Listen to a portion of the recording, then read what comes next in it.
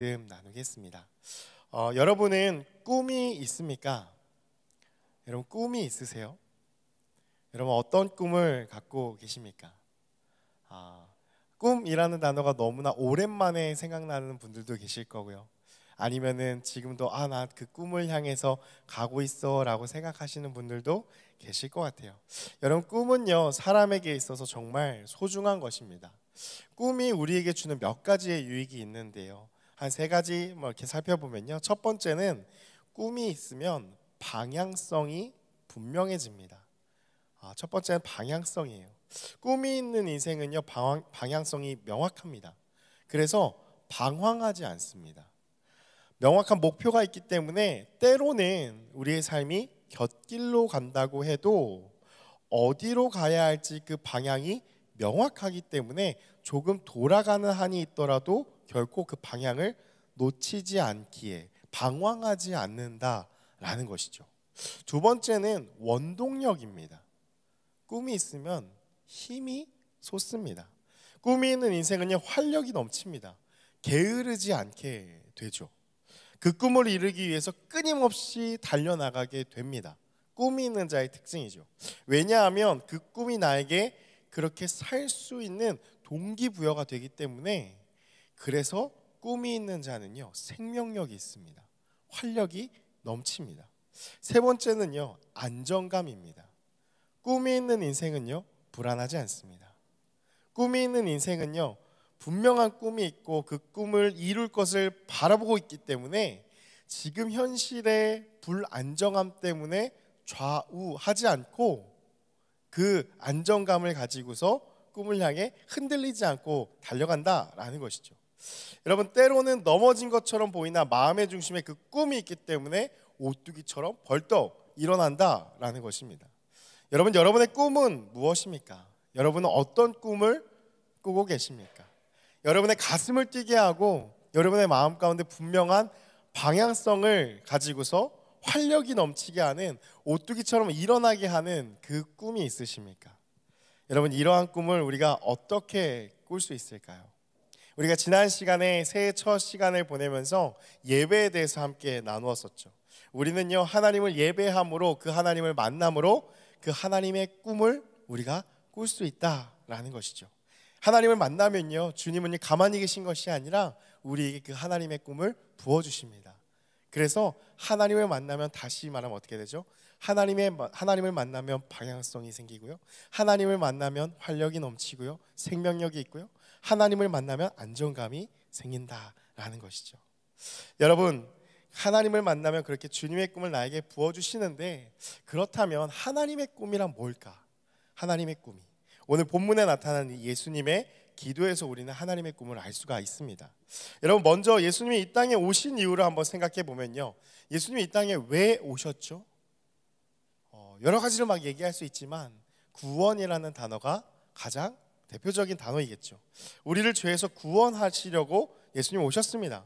여러분 그렇다면 구원을 얻어서 무엇이 우리가 좋을까요? 구원을 얻었다는데 구원이 우리에게 좋은 이유가 무엇입니까? 우리 좋은 이유를 알기 위해서 우리의 죄가 어떤지를 알아야 하죠. 그래서 여러분 몇 번 설명드린 적이 많은 것 같습니다. 여러분 죄의 특징은 무엇이냐면, 죄는 우리를 갈라지게 합니다. 죄는 우리를요 분열시킵니다. 그게 죄의 되게 두드러진 특징인데요, 무엇으로부터 갈라지게 하느냐? 하나님으로부터 갈라지게 하고, 사람으로부터 갈라지게 하고, 세상으로부터 갈라지게 하는 것, 그것이 바로 죄의 특징입니다. 여러분 에덴 동산의 역사가 그걸 볼 수 있잖아요. 아담과 하와가 선악을 알게 하는 나무의 그 실과를 따먹음으로 말미암아 하나님과의 약속을 어기니까 어떻게 되죠? 하나님과의 관계가 갈라집니다. 그래서 하나님이 말씀하시죠.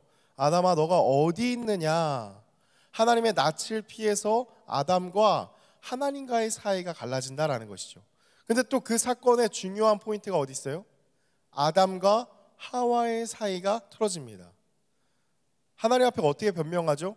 하나님께서 만드신 저 여자가 나에게 먹으라고 했습니다 라고 하면서 핑계라고 탓을 하면서 사람과 사람과의 사이가 갈라진다는 것이죠. 그리고 그 창세기에 나타난 결정적인 것, 죄로 인해서 자연 만물과 바로 사람 사이에 갈라짐이 생긴다라는 거죠.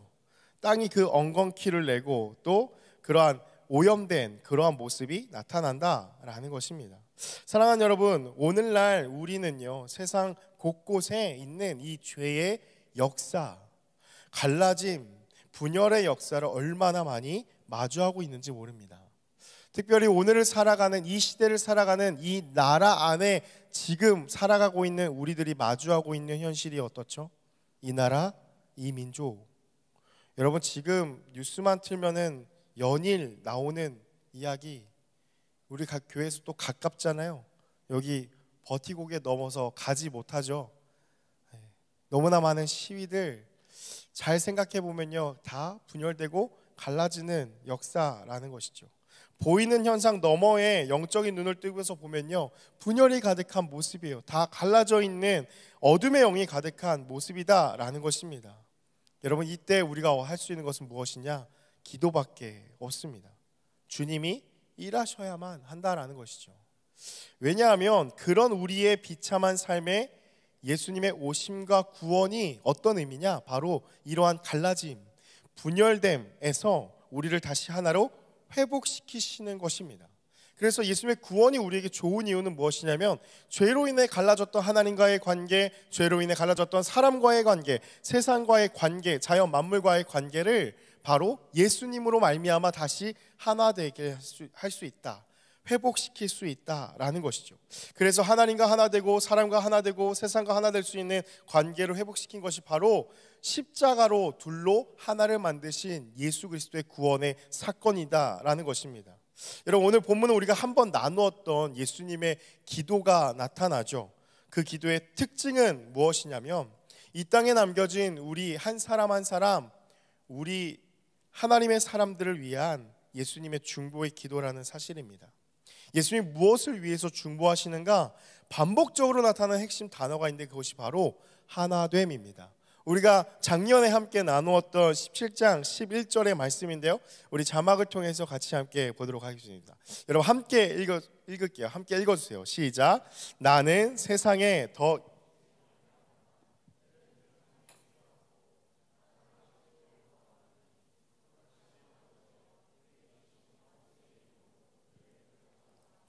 우리와 같이 그들도 하나가 되게 하옵소서.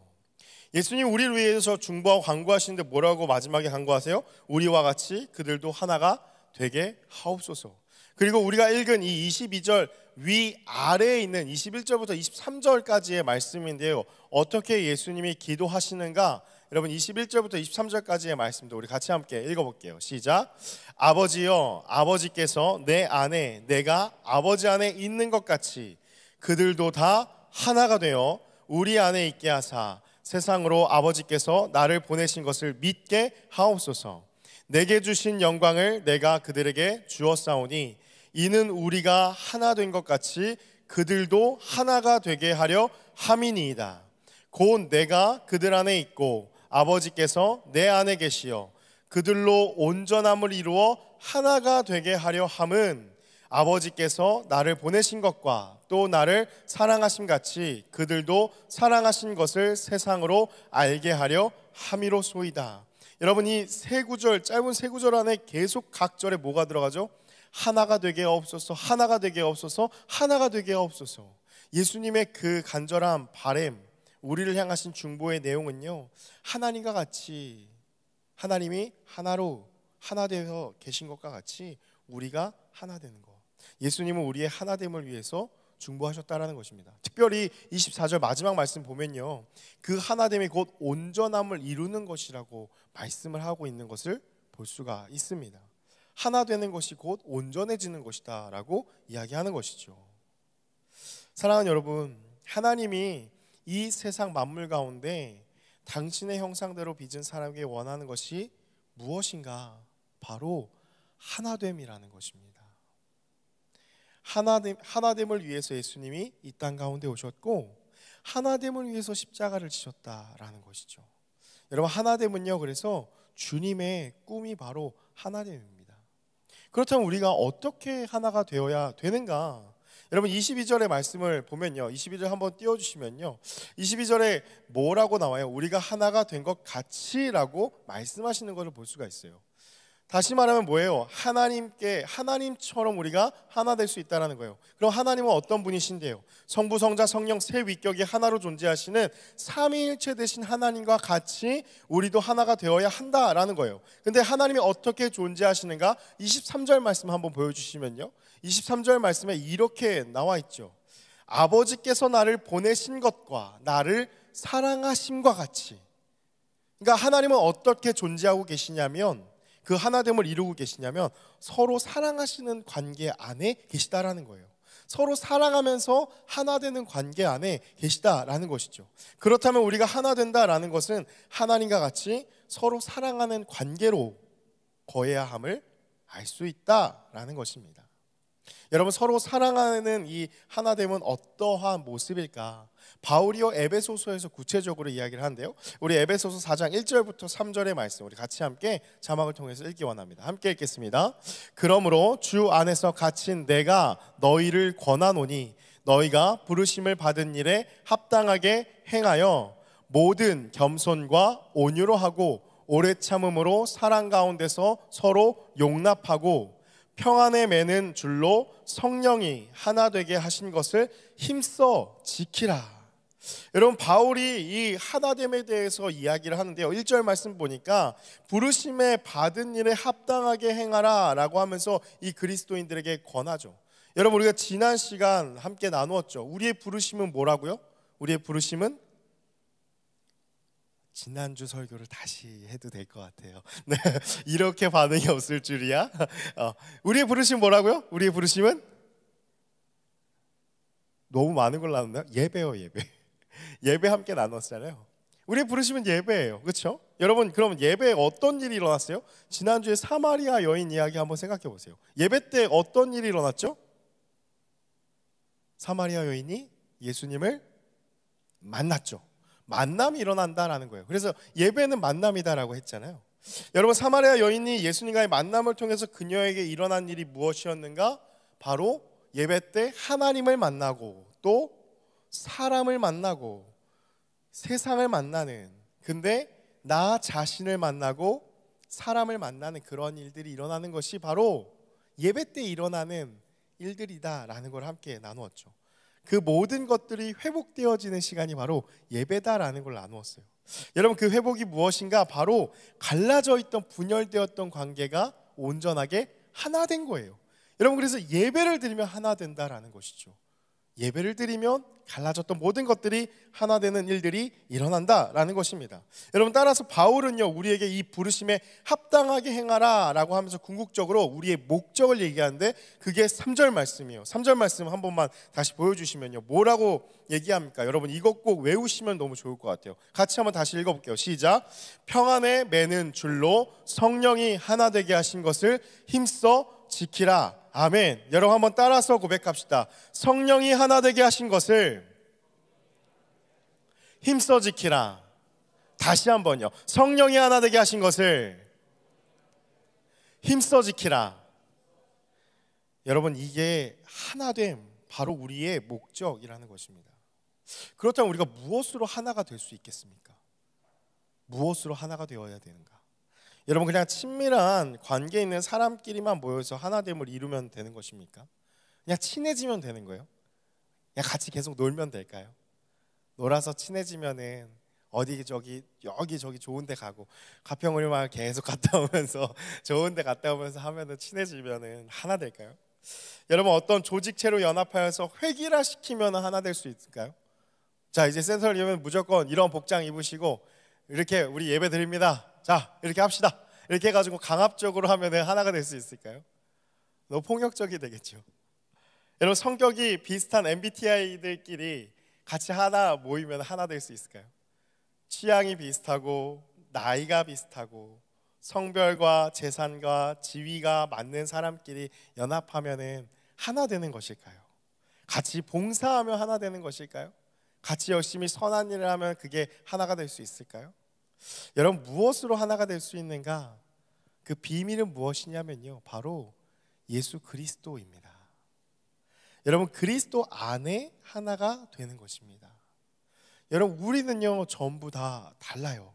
우리가 청년부라는 울타리 안에 사실 속해 있지만, 그래서 우리는 청년이다 라는 어떤 공통적인 것을 갖고 있지만 사실 우리는 너무 다 다르죠. 일단 뭐가 다릅니까? 생긴 게 너무 달라요. 그렇죠? 비슷하게 생긴 사람이 없어요. 너무 다 다르게 생겼어요. 생긴 것도 다르고 성격도 달라요. 그렇죠? 그래서 우리가 어제 오늘까지 2박 3일 이렇게 보냈잖아요. 이번에는 정말 묵상하고 나눔하고 강의 듣고 묵상하고 나눔하고 밥 먹고 강의 듣고 이러한 일정을 보냈잖아요. 이게 정말 맞는 사람이 있어요. 나 너무 좋았어. 근데 한편으로는 와, 나 너무 힘들었어 하는 분도 있죠. 다 달라요. 그러한 성격도 다르고 성향도 다르고, 여러분 집안 문화도 다르고 생각도 다르고 환경도 다르고요, 재산도 다르고 지위도 다르고 성별도 다르고 다 다르다라는 거예요. 그런데 이러한 다양함 속에 우리를 묶어주는 유일한 한 가지 띠가 있으니 바로 그것이 예수 그리스도라는 것이죠. 여러분 우리는 그리스도 안에서 하나가 될 수 있습니다. 어떻게 하나 되느냐? 에베소서 1장 7절인데요. 우리 같이 함께 자막을 통해서 읽어볼게요. 시작. 우리는 그리스도 안에서 그의 은혜의 풍성함을 따라 그의 피로 말미암아 속량 곧 죄사함을 받았느니라. 아멘.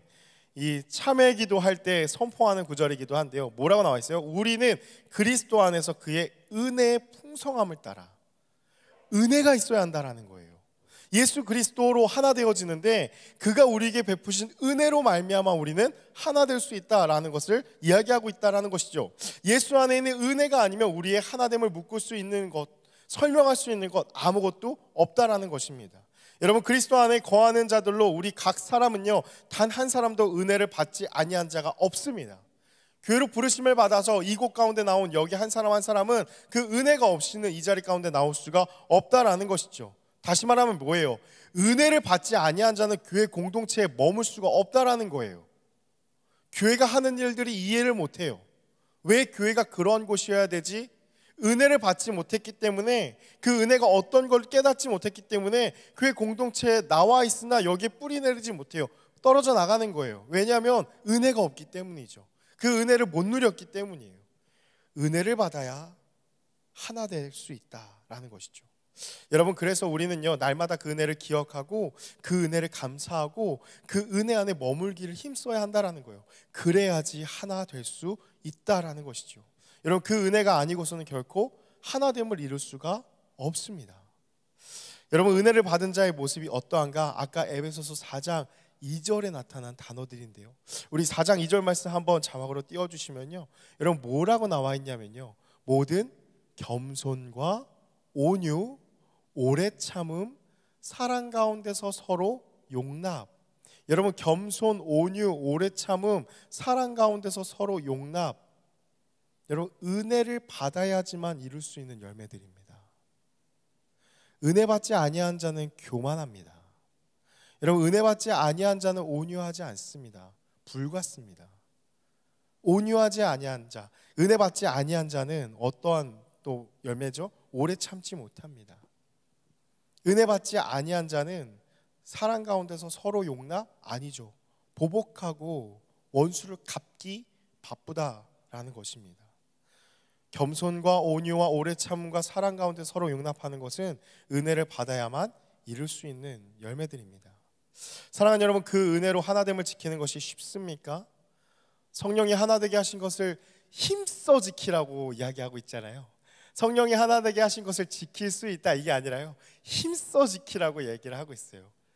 여러분 거기에 힌트가 있죠. 사실 하나됨을 지키는 것은요 힘이 많이 듭니다. 에너지도 많이 들고요, 어려운 일이라는 것을 알 수가 있어요. 그런데 그것이 고난일지라도 가장 복된 일입니다. 왜 그러냐면요, 오늘 21절 처음에 시작할 때 구절이 그것을 나타냅니다. 우리 22절 말씀 다시 한번 띄워주시면요, 예수님이 처음에 어떻게 우리를 위해서 기도하시냐면 내게 주신 영광을 내가 그들에게 주었다라고 말씀하세요. 여러분, 예수님이 받으신 영광은 무엇일까요? 같은 요한복음 안에서 그 의미를 우리가 살펴볼 수가 있는데요. 요한복음 12장 23절 24절의 말씀입니다. 여러분, 요한복음 12장 23절 24절 우리 같이 함께 큰 목소리로 함께 읽겠습니다. 시작. 예수께서 대답하여 이르시되 인자가 영광을 얻을 때가 왔도다. 내가 진실로 진실로 너희에게 이르노니 한 알의 밀이 땅에 떨어져 죽지 아니하면 한 알 그대로 있고 죽으면 많은 열매를 맺느니라. 여러분, 24절의 말씀 잘 알고 계신 말씀이죠. 한 알의 밀이 땅에 떨어져 죽지 아니하면 한 알 그대로 있고 죽으면 많은 열매를 맺는다. 근데 그 바로 앞구절에 뭐라고 말씀하신다고요? 인자가 영광을 얻을 때가 왔다라고 하시면서 나오는 말씀이 뭐예요? 나는 이제 십자가에 달려 죽어야 한다라는 것을 말씀하시는 것이 이어지는 말씀이다라는 거죠. 여러분, 예수님의 영광은 무엇을 의미하는가? 십자가의 죽음이고 죽음에서 부활하심을 나타낸다라는 거예요. 여러분, 우리가 생각하는 영광은 뭐예요? 와, 영광스럽다 라는 표현을 쓸 때 우리가 생각해 보면 모든 이들에게 인기를 얻고 칭찬을 받고 마치 연말에 연예대상 같은 데서 막 상을 수여받는, 그럴 때 우리는 영광이라고 생각을 하잖아요. 근데 예수님의 영광은 뭐예요? 십자가의 영광을 말씀하시는 거예요. 고난의 영광이에요.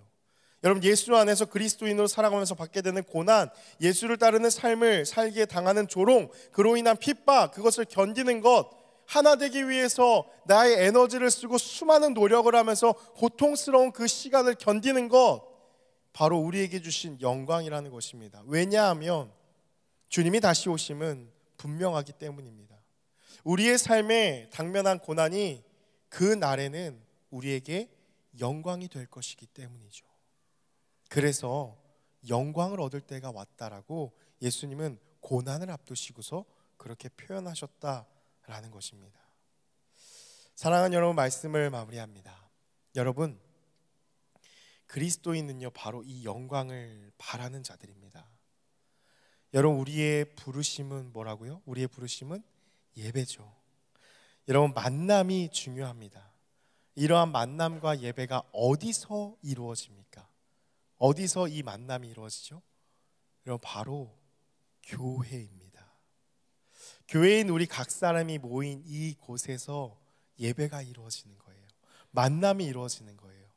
그래서 이 각 사람의 교회가 교회됨을 이룰 때 바로 이 영광을 누릴 수 있는 하나됨이 바로 이루어진다라는 것이죠. 여러분, 예수 그리스도의 이름으로 함께 모여서 그 은혜 안에 거하게 될 때에 바로 하나 되는 교회가 된다라는 것입니다. 사랑하는 여러분, 하나님의 마음이 어디에 있습니까? 우리 아까 찬양했잖아요. 주님의 마음이 있는 곳, 주님의 시선이 있는 곳, 내가 있기 원하네. 엄청 고백 많이 했었잖아요. 여러분, 주님의 마음이 어디 있을까요? 주님의 시선이 어디 있을까요? 여러분, 어디에 있는가? 바로 주님의 시선, 주님의 마음은 교회에 있습니다. 여러분, 교회된 우리 한 사람 한 사람에게 하나님의 눈은 머물러 계시다라는 거예요. 여러분, 그래서 하나님의 꿈은 무엇이냐면 하나님의 꿈은 바로 교회입니다. 교회가 교회되어지는 것, 그것이 하나님의 꿈입니다. 하나님께서 서로 사랑함으로 하나됨을 이루어 함께 하시듯이 우리 각 사람이 서로 사랑함으로 하나 되어서 하나된 그 교회를 하나님께서 이루시기 원한다라는 것이죠. 그게 하나님의 꿈이에요. 여러분, 그리스도인으로 살아가는 우리의 시선, 우리의 마음도 어디에 머물러 있어야 하겠습니까? 바로 교회입니다.